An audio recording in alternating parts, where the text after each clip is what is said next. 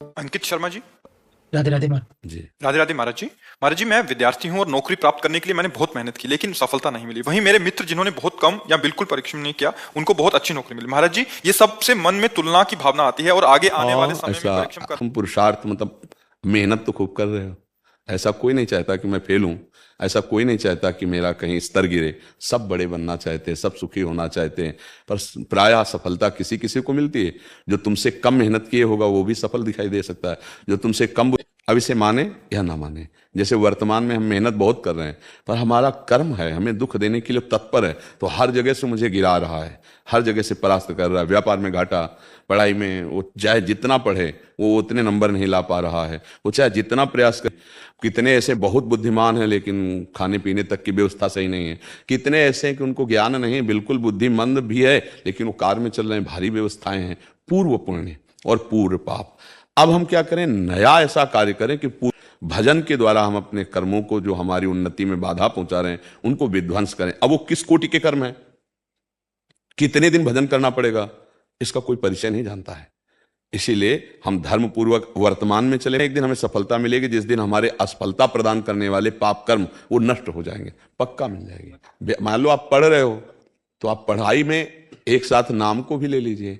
जो व्यर्थ में समय नष्ट कर रहे हैं वो नाम में आ जाइए। तो ये एक हमने घटना किसान की देखी कि एक किसान का खेत है और वो दूसरे के खेतों से पानी आता है। सामने जिसका खेत है, अगर वो खेत वो शत्रु पक्ष खरीद लेता है तो उसकी खेती सूख जाएगी। गए और उस जो खेत बेच रहा था, शत्रु पक्ष उसका, जाकर के बोला जितने तुम लाख हजार बोलोगे हम देंगे, लेकिन खेती हमें दोगे। और वो पक्ष जो इतनी क्षमता नहीं रखता था, अगर उसको वो खेती ना मिले तो उसका खेत सूख जाएगा। और वो धर्मात्मा पुरुष है, उसके पास है नहीं, और अगर वो खेत नहीं मिला तो हमारी खेती सारी सूख जाएगी, वो पानी नहीं आने देगा। जानते हो वहां से उत्तर आया था, जब आदमी भेजा गया था तो ये उत्तर आया था कि इनके घरों में संत जन भोजन करते हैं, ये धर्म से चलते हैं। अगर ये हमको, उन्होंने उनको नहीं दिया, यहां तक कि वो कचहरी तक उनके साथ गए, उनको नहीं दिया। और उनको दिया जिनके पास अर्थ भी कम था और ज्यादा पावर भी नहीं था। ये किसने किया? भगवान ने। ये बात हमारे से ट्यूबवेल था, अगर वो ना मिलता तो उनकी खेती सुखा देते। ऐसे लोगों स्वभाव के थे कि हम नहीं जाने देंगे। हमें लगता है धर्म से चला जाए और नाम जब किया जाए, ये जीवन भर बात याद रही कि इनके घर में संत पाते हैं और ये धर्म से चलते हैं। ये बात किसने उनके दिमाग में डाली? अर्थ तो बड़ा प्रलोभन की चीज होती है, भैया बेच ही रहे तो जब जहां हमें ज्यादा मिल रहा है उसी को देंगे। लेकिन धर्म की बात, तो हम अगर धर्म से चलते हैं, नाम जब करते हैं, तो भगवान मति बदल देते हैं, सहयोग करते हैं। ये देखा गया है। हर उन्नति हमारा पाप कर्म गिराना चाहता है, पाप कर्म बाधा देता है। अब जैसे कोई अभी वर्तमान में पाप कर रहा हो, बढ़ता चला जा रहा है, तो उसका पूर्व का पुण्य उसे बढ़ा रहा है। वर्तमान में पुण्य कर रहा हो, गिरता चला जा रहा है, भजन कि उसको विध्वंस कर दे, तब मंगल होता है। अब ये बात समझ में आ जाए तो है। अब 4 दिन हम जपे और सोचा हमारी नौकरी नहीं लगी तो हम नाम जप छोड़ दें, तो फिर धैर्य पूर्वक न जपने के कारण फिर अश्रद्धा हो जाएगी। यदि हम नाम जप करें और खूब अच्छी पढ़ाई करें और प्रयास करें, तो हमारा प्रयास धैर्य पूर्वक और नाम जप, तो भगवान आपको परम धनी बना देंगे। वो लक्ष्मीपति हैं, क्या कमी है उनके पास? वो हमारा जीवन सुधार देंगे, इतना विश्वास कर लो। जरूरी थोड़ी कि नौकरी के द्वारा ही तुम्हें धन मिलेगा। वो कहां से कैसे व्यवस्था करते, ये तो भगवान का जो भजन लगता है, भगवान का आश्रय लो, नाम जप करो, खूब कर्तव्य कर्म करो, जो पढ़ाई लिखाई हर प्रयास करो। आज नहीं तो कल सफलता मिलेगी। ऐसा तो नहीं कि इतना भाग्य में लिखा कि हम असफल होते ही चले जाएं। ऐसे में निराश भी नहीं होना। हमें भाग्य बदलने के लिए मानवदेह मिली, हम प्रयास करेंगे, आगे नहीं हो सकता, सब कुछ हो सकता है। ठीक है, निराश मत होइए। मेरी तो यही प्रार्थना है अध्यात्म की, कि नाम जप कीजिए और खूब पढ़ाई कीजिए, खूब मेहनत कीजिए। परिणाम अगर एक बार सही नहीं आ रहा, 2 बार सही नहीं आ रहा, तो आखिरी में आएगा ही। भगवान आज्ञा करते हैं, कर्मण्येवाधिकारस्ते सुख दुख में, लाभ हानि में, जय पराजय में समान भाव रख, आगे बढ़ तो विजय मिल जाएगी। अब 1-2 बार हार गए तो हम निराश नहीं होंगे, हम आगे बढ़ेंगे। हराने वाले जो पाप कर्म उनको हम भस्म करेंगे नाम जप के द्वारा, भगवत सेवा के द्वारा, भगवत आराधना के द्वारा। काम क्यों नहीं बन जाएगा? वो बना देंगे, विश्वास रखो। पर हमारा कौन सा पाप कर्म इतना प्रबल है जो आगे नहीं बढ़ने दे रहा? उसको नाम नष्ट करेगा। अब कितने नाम में नष्ट होगा ये पता नहीं, इसलिए हम जपते रहे श्रद्धा विश्वास पूर्वक। अच्छा, इसमें ये तो है नहीं कि तुमसे कुछ मांगा जा रहा हो, और नाम जपना तुम्हारे काम, उसमें पैसा तो लगना नहीं। अच्छा, वो फ्री टाइम में जप लो, जब आप खेल कूद में, गेम आदि मनोरंजन में लगते हो, उस समय नाम जप कर लो और खूब मन से पढ़ाई करो, खूब मेहनत करो, जीवन मंगल में हो जाएगा। निराश मत होना, मस्त पड़ेगा। खूब जो जितना मेहनती है, जितना पुरुषार्थी, उतना ही आगे निकलता है। उदास नहीं होना, निराश नहीं होना। हमें रौंदना है, हमें अपने को रौंदाना नहीं।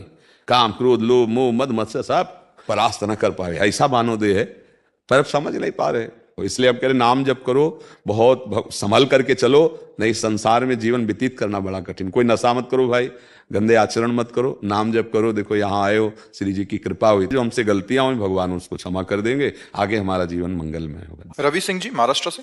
राधे राधे। राधे राधे महाराज जी, आपके चरणों में कोटि कोटि प्रणाम। महाराज जी, आपके आज्ञा अनुसार नाम जप, आपके वचनों पे चलने का पूर्ण प्रयास कर रहा हूं और शास्त्र स्वाध्याय भी कर रहा हूं। महाराज जी, गीता के 5वें भगवान कहते हैं कि मुक्ति के लिए कर्म का परित्याग और भक्ति में कर्म दोनों ही उत्तम है। उसको बात समझना होगा कि कर्म का परित्याग नहीं किया जा सकता, समझना पड़ेगा, उसे कर्म योग बनाना पड़ेगा। कोई भी एक क्षण भी कर्म किए बिना नहीं रह सकता। और सूक्ष्म शरीर और कारण शरीर अर्थात स्वभाव, अंतःकरण, पांच भौतिक शरीर, इसमें हमारी तदात्म वृत्ति हो गई है। अब हमारे अंदर प्रकृति का वेग, हमारे अंदर का मतलब इन शरीरों की रचना प्रकृति से है, इस वेग आता है, वाणी का वेग, नेत्रेंद्री का वेग, जनेन्द्री का वेग, उदर का वेग, काम का वेग, क्रोध का वेग, ये सब बहुत प्रकार के वेग हैं। प्रकृति क्रियाशील हर्षण है, प्रकृति परिवर्तनशील हर्षण है। ऐसे शरीर, अब इनका सुधार करना है। पहला सुधार यह है कि कोई भी कर्म हमारे लिए नहीं है, हमारे लिए कर्म नहीं है। हमारा जो स्वरूप है कर्मों से बिल्कुल अलग है। ये आकार नहीं है, तो हमारा स्वरूप है। आकार में आकर हम फंस गए हैं, अब इस आकार से हमको हटना है। तो हम पहले दो विभाग कर्म के करते हैं, एक सत्कर्म और एक निषिद्ध कर्म। निषिद्ध कर्म के द्वारा दुर्गति होती है। आप कर्म का त्याग करें, उसको तो करना ही नहीं है, पक्का। समझ में आ रहा है बात? हमको निषिद्ध पाप कर्म नहीं करना। अब पाप किसे कहते हैं? जिसे शास्त्र और गुरुजनों ने, गुरुवाणी ने रोका है करना है, निषेध, उसे पाप कर्म कहते हैं। और जिसे ये करना है उसे विधि कर्म, उसे शुभ कर्म कहते हैं। पहले निषिद्ध कर्मों का संपूर्णतया त्याग कर दे। किंचन मात्र ना तो चिंतन हो और ना क्रिया हो। निशान संगात तेषुपजायते, संगात संजायते कामः, कामः क्रोधो भी जायते, क्रोधात् भवति सम्मोहा, सम्मोहात् स्मृति विभ्रमा, स्मृति भ्रंशात् बुद्धिनाशो, बुद्धिनाशात् प्रणश्यति। जब कोई उपासक विषयों से उसे भोगने की इच्छा होती है, भोगने की इच्छा काम प्रबल हो जाती है। अगर भोग नहीं मिला तो क्रोध आ जाता है बाधा पड़ने पर, और भोग मिल गया तो लोभ तृष्णा बढ़ जाती है और पुनः पुनः भोगने की, दोनों में हानि है। तो सम्मूढ़ता दोनों में आ जाती है। सम्मूढ़ता का मतलब होता है निर्णय न कर पाना। ऐसे ही तमोगुण से ऐसा छा जाता है भोग वासना की कामना, वो निर्णय नहीं कर पाता कि वास्तविक क्या ये सत्य है या असत है। तो अब उसके अंदर सम्मूढ़ता छा गई। सम्मूढ़ता छाने तो उसकी स्मृति नष्ट हो गई कि मैं कौन हूं, मेरा कर्तव्य क्या है। इस अंदर से ही विषयों के पहले ध्यान का, चिंतन का जो त्याग कर सकता है, वो बाहर पाप कर्म का त्याग कर सकता है। नहीं तो पाप कर्म निश्चित बनेंगे। जिससे पाप कर्म बन रहे हैं वर्तमान में, वो ज्ञान चाहे जितना वाणी से बोल रहे, उसको आंतरिक ज्ञान नहीं होता। अब निषिद्ध कर्मों का त्याग करके जब सत्कर्म किए जाते हैं, तो सत्कर्म में कर्ता भाव होता है, तो भी मूढ़ता नहीं छूटती। हो रहा है सत्कर्म लेकिन कर्ता भाव है तो मूढ़ता बनी रहेगी। अहंकार विमूढ़ आत्मा कर्ता हमिति मन्नते, मैं ऐसा किया, मैं ऐसा किया, मैं ऐसा वाला उपासक नहीं है। अब सत्कर्म के करने का अहम त्याग दे। ये हमारे गुरु प्रताप से हो रहा है। सत्कर्म का मैं करता नहीं हूं, जिन्होंने मुझे आदेश किया है वही मेरे से करवा रहे। जो हमें शास्त्र आदेश है, गुरुवाणी का आदेश, काम क्रोध लोभ मोह मद मत्सर पर विजय प्राप्त कर पा रहे हैं, असत क्रियाओं का त्याग कर पा रहे हैं। जो सत्क्रियाएं हो रही हैं ये गुरु प्रताप से होती है। अगर हमारी कहीं भी फतेह हो रही है, हटते ही उसके हृदय में दिव्य ज्ञान का उन्मेष होता है। जैसे दर्पण पुछ जाए तो रूप दिखाई देने लगता है। जहां मल हटा करता भाव का, अहंकार का, सोई उसको स्वरूप की तरफ अपने आप से माया जनित रचना ही केवल देख सकते हैं। और बुद्धि में एक होता है ज्ञान नेत्र, जिससे स्वरूप का चिंतन होता है। हृदय में होता है प्रेम नेत्र, जिससे भगवान के साकार लीलाओं का चिंतन होता है। तो जब कोई तब उसे बोध हो जाता है कि ना मैं स्थूल हूं, न सूक्ष्म हूं, न कारण हूं, मैं आत्म स्वरूप हूं, मैं ब्रह्म स्वरूप हूं, परमात्मा स्वरूप हूं। ऐसा अनुभव होता है। जो अकाल है, जो मायातीत है, जो द्वंद्वातीत है, वही हमारा स्वरूप है। कर्ता भाव यदि ज्ञान के द्वारा हट गया तब तो ठीक, अगर नहीं हट रहा तो हम समर्पण कर दें दो कर्ता भाव हटाने के। ये तो सर्वाणि कर्माणि मयि सन्न्यस्य मत्पराः, सारे कर्म समर्पित। सुबह से लेकर शयन तक, शयन से लेकर बंधन से जीव मुक्त हो जाता है। कर्म का त्याग करना नहीं है, निषिद्ध कर्म का त्याग करना है और कर्म को योग बना देना है। भगवत प्रसाद स्वरूप हमारे अंदर जो बुद्धि है, जो मन है, जो संपत्ति है, उसके अनुसार हम परिवार की, समाज की हम धन्यवाद भी नहीं चाहेंगे। अगर धन्यवाद भी चाहने की कि वो कम से कम पानी पी के हमको धन्यवाद दे, हमारी तरफ मुड़ करके बोले कि बड़ी आपकी, ये नहीं। अगर कोई चाह नहीं है तो परमात्मा प्राप्ति के योग कराने वाला वो कर्ता आपको ही समर्पित कर देंगे, तो हमें कोई कर्म बांध नहीं पाएगा। कर्म त्याग करने की बात नहीं, कर्मण्ये वाधिकारस्ते मां फलेषु कदाचन, फल के त्याग की बात भगवान ने बहुत जोर की कही। जहां कर्म त्याग की बात आवे वहां कर्म समर्पण समझना। कर्म त्यागा ही नहीं जा सकता। ऐसे बैठ गए तो हम कोई कर्म नहीं कर रहे, ऐसा नहीं, वो अंदर से शुरू है। 3 शरीर है ना, तो सूक्ष्म शरीर से शुरू है। हाथ पैर बांध के बैठ जाओ तो भी आप कर्महीन नहीं रहोगे, आपका आंतरिक कर्म चल रहा है। ये भी तो चिंतन भी तो कर्म है। क्रिया बनाओ और सत को सदगुरुदेव को अर्पित कर दो, भगवान को अर्पित कर दो, बस जीवन मुक्त हो जाता है। कर्म त्याग की बात को समझना पड़ेगा। वहां जैसे ये तो सर्वाणि कर्माणि मयि सन्न्यस्य, सन्न्यस्य का मतलब होता है त्याग देना, तो मयि सन्न्यस्य। ज्ञान से जब अपने स्वरूप का बोध होता है तो वो देखता है कि शरीर की क्रियाएं माया के द्वारा यंत्रवत हो रही, मैं करता नहीं हूं। भक्ति के द्वारा भक्त ये देखता है कि गुरु बल से, इष्ट बल से ये सारी क्रियाएं हुई है। जहां मैं करता हटा वहां वो मुक्त कहा जाता है। चाहे भक्त हो चाहे ज्ञानी हो, दोनों को जाकर अहंकार रहित ही होना होता है। कर्म का वेग अंतिम समय तक चलेगा, कोई बिना क्रिया किए एक क्षण भी नहीं रह सकता, चाहे सिद्ध हो या तभाव रहित होने के लिए कर रहा है, और अज्ञानी अहम भाव से उसको कर रहा है, तो वो जन्म जन्मांतर उसका भोग भोगेगा। साधक मुक्त होने के लिए कर रहा है और सिद्ध मुक्त हो चुका है, अब उसकी स्वाभाविक क्रियाएं हो रही। जैसे पेड़ प्राणी के शरीर से क्रियाएं माया जनित आपको दिखाई देंगी, गुणानुगुण वर्तनते, पर वो करता नहीं है। खाता पीता चलता फिरता सोता जागता हुआ भी वो कुछ नहीं कर रहा। साधक ये सब करते हुए इनसे मुक्त होने के लिए इनको भगवान को तीनों से हो रही। एक जीवन मुक्त है, एक जीवन मुक्त होना चाहता है, और एक को पता ही नहीं, वो उसी को सत्य मान करके कर रहा है। इसलिए पुनरपि जननम पुनरपि मरणम पुनरपि जननी जठरे सनम, बार बार जन्म बार बार मरते। समझ पा रहे आप? जैसे अश्रद्धा कलयुग में समीप जल्दी आना, ऐसा कुछ भी है कि कलयुग में जल्दी अश्रद्धा विश्वास जैसे हम इसका मतलब यह है कि यहां का आहार संग गलत है इस समय बहुत दिमाग में, क्योंकि जैसा आहार होगा वैसा रक्त बनेगा, जैसा रक्त होगा वैसी स्थिति आएगी ना। अच्छा, संग अगर अभी आप 10 20 50 महात्माओं को ही भजन करते हुए देखें तो आपकी लगन बढ़ेगी। अब आपको जब यहां से निकलेंगे बाहर वृंदावन से, तो आपको वही समाज मिलेगी जो खा रही पी रही मनमानी आचरण कर रही, भगवदाकार वृत्ति बनेगी, इससे तो विषयाकारी बनेगी। तो कुसंग की बहुतायत, अशुद्ध भोजन, अशुद्ध विचार, इसलिए हमारी श्रद्धा फैल जाती है। श्रद्धा टिकाऊ नहीं। अभी पवित्र भोजन करो और अच्छों का संग करो जो भगवत मार्ग के पथिक है, और बुरों से बचो, तो तायत हो रही है। हमारे शब्दों को समझ रहे हैं? आज ये नहीं समझा जाता कि हमारा तन पवित्र होना जीवन के लिए परम पवित्र मार्ग है। तन को भ्रष्ट किया जा रहा है, तन को अपवित्र, चरित्र को कुछ समझा ही नहीं जा रहा। और चरित्र और धर्म चला गया तो पैसा किस काम का? फिर तुमको पैसा थोड़ी सुखी कर पाएगा। तो जाके प्रियन राम वैदेही तजिए ताहि कोटि बैरिसम यद्यपि परम सनेही, गोस्वामी तुलसीदास जी कह रहे। सूरदास जी कह रहे, जाके संग कुमति मति उपजय करत भजन में भंग तजोरे मन हरि विमुखन को संग। जो हरि से विमुख है उनका संग ना हो, साधु सूर की तरह है। अगर उसको अनुकूल वातावरण मिले, गुप्त रखी जाए तो पुष्ट बनी रहेगी, खुला जाओ प्रतिकूल वातावरण उड़ जाएगी। प्रतिकूल वातावरण मिले तो अभी भगवान हरि सब भूल जाएंगे। तो ये डिपार्टमेंट है, अलग अलग है, अब इधर तो उधर फिर। तो आप जैसा संग मिले में जलन पैदा हो जाए, ये सब क्या है यार, और उधर जाओ तो आपको लगेगा ये सब क्या है। नहीं नहीं, ऐसा नहीं। तो अब जो उनका रंग आपके ऊपर चढ़ेगा तो फिर ये रंग तो छुट ही जाएगा, और वो जल्दी चढ़ेगा, वो रंग जल्दी चढ़ेगा, क्योंकि बहुत जन्मों से वही रंग चढ़ा रहा है। चढ़ जाएगा फ्री में चढ़ जाएगा। तो ऐसे फ्री में चढ़ाने वाले बहुत हैं, ये चढ़ना बहुत कठिन है। गोस्वामी तुलसीदास जी कह रहे हैं, सुत दाराधन लक्ष्मी पापियों के घर होए, संत समागम हरि कथा तुलसी दुर्लभ दो। अगर भगवान पकड़ ले तो निहाल हो जाओ। आकाश कुमार जी बिहार से। राधे राधे गुरुजी। गुरुजी, अहंकार और आत्मविश्वास में क्या अंतर है? आत्मा को जानते ही नहीं हो तो आत्मविश्वास क्या है? आत्मा को जान बुद्धि से होता है, संकल्प किसी बात का बनता है वो मन से होता है, चिंतन किसी बात का बनता है वो चित्त से होता है, और क्रिया का स्वीकार करना, मैंने ये किया मैं करूंगा, मैं बहुत बड़ा विद्वान हूं, मैं धनी हूं, मैं भगत हूं, मैं इस मैं के आगे कुछ भी लगे, उसमें अहंकार होता है। और आत्मविश्वास को लोग भाषा में कहते हैं, आत्मा को तो जानते ही नहीं, कोई तो अपना स्वरूप ही है।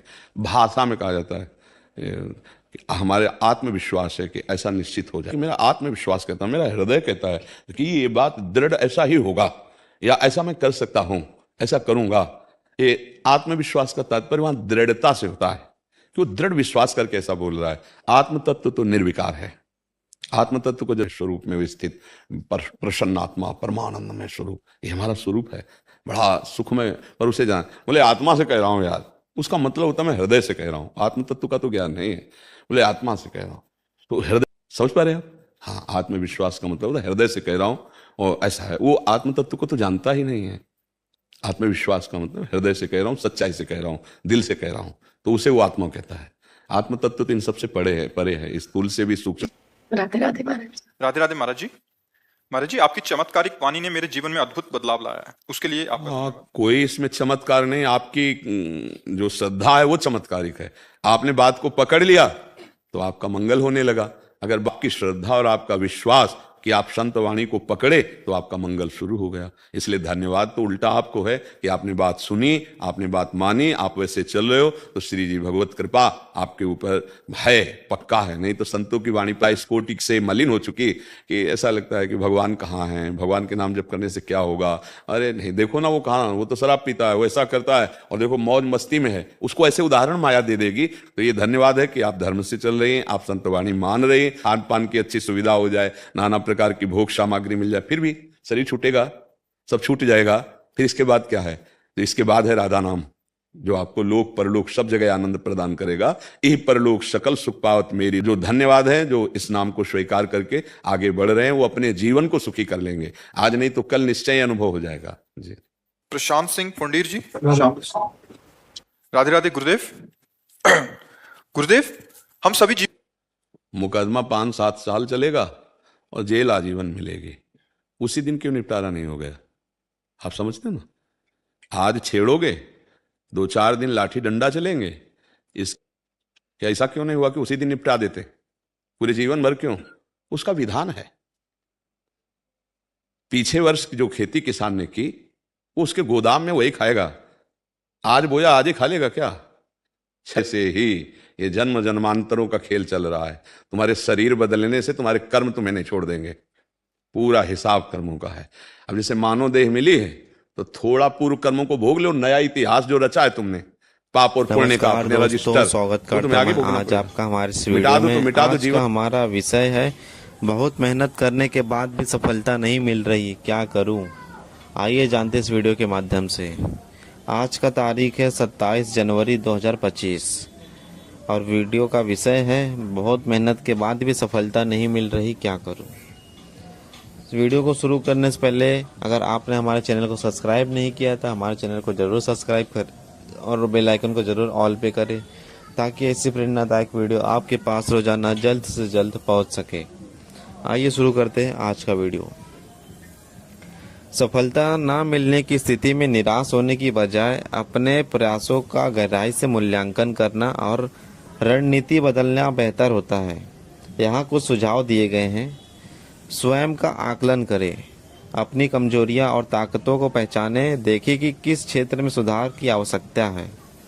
लक्ष्य स्पष्ट करें, छोटे छोटे और सटीक लक्ष्य बनाएं, उन्हें समय दी सीमा के साथ पूरा करने का प्रयास करें। अपना तरीका बदलें, यदि एक ही तरीके से प्रयास कर रहे हैं और परिणाम नहीं मिल रहा है तो नई रणनीति अपनाएं। दूसरों के अनुभव और सलाह से लें। धैर्य और सकारात्मकता बनाए रखें, सफलता के लिए समय और धैर्य जरूरी है। अपने अंदर सकारात्मक ऊर्जा बनाए रखें और निराश से बचें। सीखने की आदत डालें, नई चीज़ें सीखने और खुद को अपडेट करें। समस्याओं को हल करने के लिए नए नए तरीके ढूंढें। मेंटर या मार्गदर्शक से खोजें, किसी ऐसे व्यक्ति से मार्गदर्शन लें जो आपके क्षेत्र में सफल हो।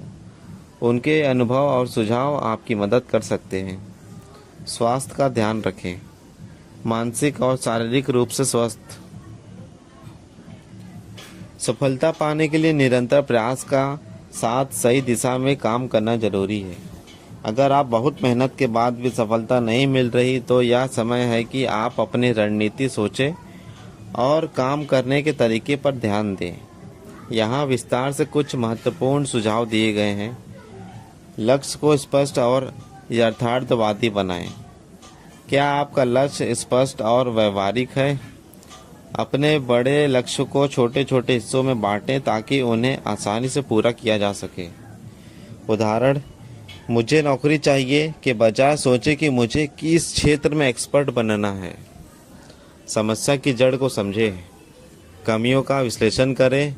क्या आप अपनी कमजोरियों को पहचान रहे हैं?